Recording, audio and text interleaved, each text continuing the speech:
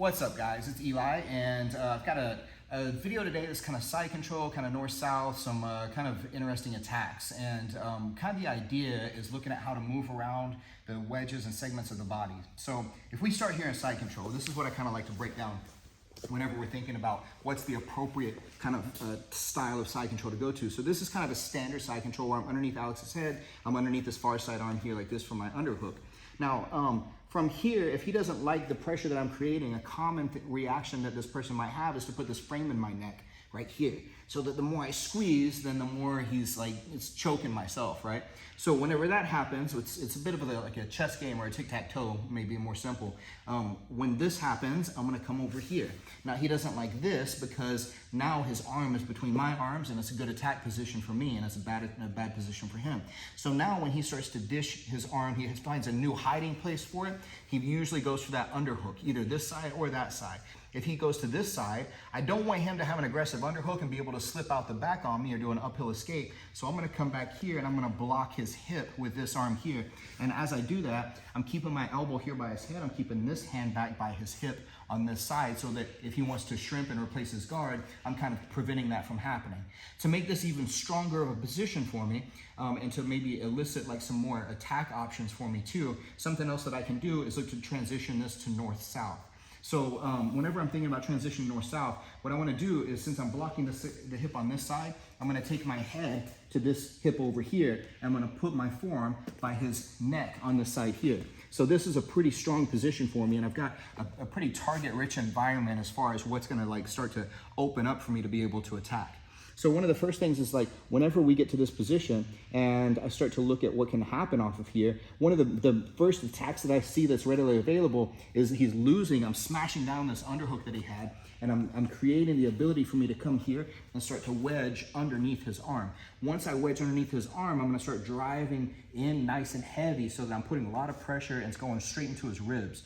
So from there, like as we start to go this way, I'm gonna start to push him over on this side, and then this hand's gonna trace back.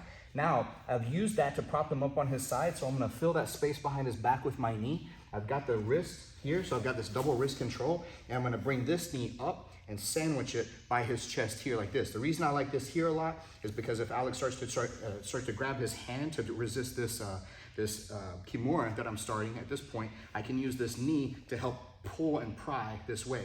So now I can sit here, I can finish that Kimura just like that by lifting, putting his elbow against me, taking this behind his back, and finishing that Kimura like that. So now, once we get to that position, right? So how do we set that up? We went from here, I'm blocking here with my elbow by his head, my arm is back here by his hip, and then I'm starting to go here a little more north-south.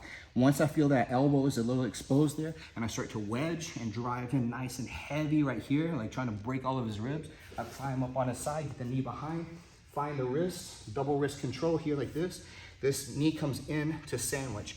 If he's got a very strong grip at this point here, and I'm having trouble breaking it, maybe he's grabbing on to whatever, so it's a very strong kind of grip like this, then something else that I can do that's a pretty direct and pretty simple in its technical application is I can let this back leg slide underneath and pull him into this kind of leg scissor choke. So from here, I'm gonna put my top leg behind my bottom leg here like this. I'm gonna straighten, squeeze my knees. I'm gonna keep the threat going on this arm over here so that he, now his attention is divided. Does he come up and start to defend his neck? And if he does, then he's kind of giving me his arm. But that is a pretty weak defense, and I'm keeping this arm against me here. So now I just straighten and squeeze like this, and it's a very strong leg scissor choke right on his neck like that. Now, as we're moving through this north-south kind of position, then some other things start to open up. Maybe I don't feel like I've got the best access to be able to go for that Kimura. Maybe I'm having to explore other options. So when we get here, another option that I can look to explore, if he's really framing hard on my hips with this one here, then it might make it difficult for me to be able to slide into that position. But if he is doing that, then eventually, as he's following me around, he's gonna really expose that armpit right there. So this is a really cool kind of entry into the mount that I like a whole lot. So as I start to move around like this, I'm gonna start wedging that arm like we did before, but this arm here, I'm gonna slide back and I'm gonna block his tricep right? I'm gonna keep on moving kind of by inches this way, keep prying this arm across his body, and this arm is gonna go tricep to tricep on this side, and then eventually I'm gonna slide back and get underneath his head here, right? Once I get that, I'm gonna try to keep this pinning on the back of his shoulder. I'm gonna keep wedging that arm across so that both his elbows are pinned in nice and tight. At that point here, I can start sliding my knee up, and I don't want to stop just in regular mount. I want to slide my knee as high as I possibly can, so that at this point here, even if Alex wants to straighten his arms and get them back, it's very difficult for him because he's really in a straight jacket kind of position here like this. At this point, now I'm going to take this knee, this leg here, instead of my foot being on this side, I'm going to hold his head. I'm going to pick up because that's going to lift that shoulder. I'm going to slide that foot, the lower part of my leg, underneath here like this. So I've got him in this really nasty kind of position this way. So now my hands switch. I'm gonna post down here this way. I'm gonna slide, I'm gonna pick up this top arm that's exposed for me here. And what I like is to take this knee over just this way. I'm not putting it directly on his face. I'm just giving him something that if he tries to sit up or buck or anything like that, then it's a big obstruction for him. My leg is sitting across his chest here, and I'm gonna hug and pull this and drive my hip in. It's a really tight mounted arm bar from right there.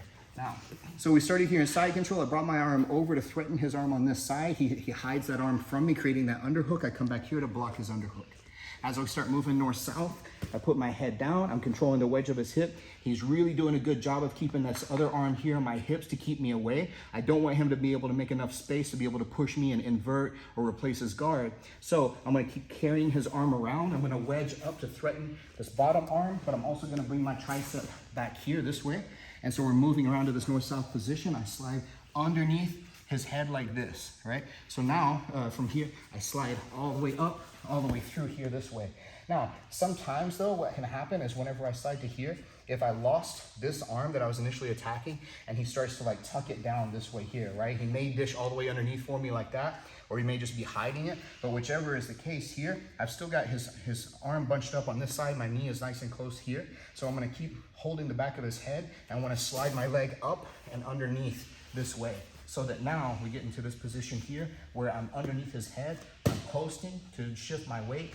Both my knees are gonna go the same direction, and then eventually I'm gonna get that connection there for that nice mounted triangle.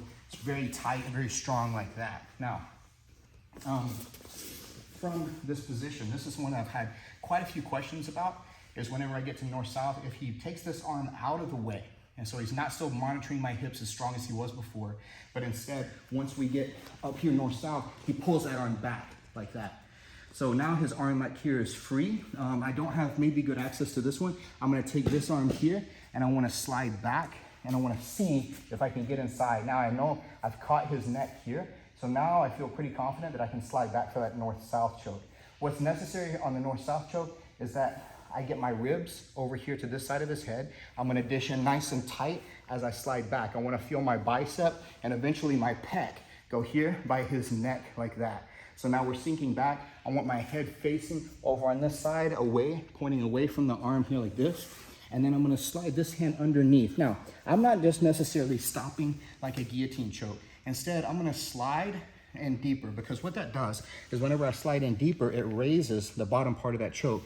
Then whenever I sink in, I get that strip of pec right here across his neck. So we get here like this, I sink this way here, and I melt my chest all the way down to the floor, and finally I get that choke right there. Now, the one I've been getting a lot of questions about whenever we get to that, aside from how do I finish it, well, there's different ways we can finish it. I can finish it standard like this here with grabbing my wrist. I can also finish it with a punch choke variation here, where I take this hand and I put up my hammer fist against his neck, and then from there I grab like this here. So now this is the choke. So what's happening here, I put the fist on his neck, I melt into it, and it's a little sharper because now I've got this big blob of hand going into his neck too. The other option that I have from there too, maybe I couldn't get the north-south, maybe this is not effective, or I'm scared to make the space that it requires to get that fist in there. And whenever that's the case here, what I'm gonna look to do is I'm gonna keep wedging underneath this arm, and then I'm gonna turn him, kind of lift him up on his side this direction. Once I get him turned over here to this side, I'm gonna slide my knee up, and then my foot's gonna step over this way here. Now, if you're really an evil person, you can finish with this dragon sleeper hold or executioner. So what can happen right here, I can come back this way, I can pick him up, and then we'll get here like this, and it feels like I'm just gonna rip his head completely off, right? Now, I'm not that mean of a person to do that, so the way I like to do it here is I like to use it for my back take instead. So I set it up the same kind of way. I go here, I go to step over, and then as I do, I'm gonna let his head pop out so that I just get a nice clean back take, and it's a lot more gentle way for me to get into a position where I can strangle him from, right? So those are some of my favorite attacks from this modified side control / north-south kind of position. It gives you, again, like a target-rich environment. So there's lots of different things that you can start to attack. And you always gotta keep in mind where are the useful spaces of his body? What can he use those for? How can I block those? How can I take advantage of those spaces that are open? How can I close the spaces that are gonna be threats for me? And then also, you need to think about another jiu-jitsu maxim, which is if I want the neck, I bug the arm. If I want the arm, I bug the neck. When he goes to defend an arm, he's probably gonna take some defense away from his neck, and then vice versa. So these are good things to think about whenever you're rolling through positions, you're going through different things, and you're looking how to chain different attacks together and everything. If you're more interested in chaining together attacks, I've got an instructional with Jiu-Jitsu X called Choke Chains. It's coming out. It's all about stringing together choke after choke after choke. It's got some of this stuff, and it's got way more in it, so I'm gonna plug that. And thank you, Alex. Appreciate it, brother. And thank you for watching Night Jiu-Jitsu channel, guys.